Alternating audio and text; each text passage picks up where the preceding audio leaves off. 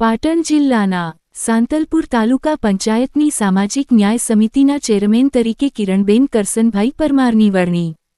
પાટણ જિલ્લાના સાંતલપુર તાલુકાના વારાહી ખાતે આવેલી તાલુકા પંચાયત કચેરીમાં ભારતીય જનતા પાર્ટી દ્વારા સામાજિક ન્યાય સમિતિના ચેરમેન તરીકે વવા તાલુકા પંચાયત સીટ પરથી વિજેતા બનેલા સભ્ય કિરણબેન કરસનભાઈ પરમારની વરણી કરવામાં આવી હતી.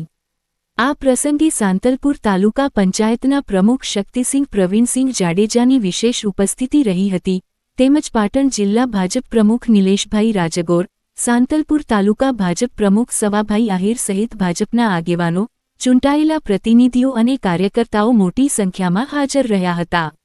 વરણી બાદ ઉપસ્થિત આગેવાનોએ કિરણબેન કરસનભાઈ પરમારને શુભેચ્છાઓ પાઠવી હતી અને સામાજિક ન્યાય સમિતિના માધ્યમથી તાલુકાના વંચિત, પછાત અને જરૂરિયાતમંદ વર્ગોના હિતમાં અસરકારક કામગીરી કરવા માટે શુભકામનાઓ વ્યક્ત કરી હતી.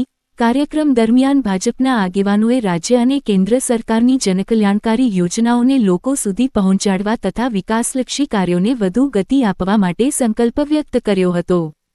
કાર્યક્રમનું વાતાવરણ અભિનંદન અને શુભેચ્છાઓથી ગુંજી ઉઠ્યું હતું.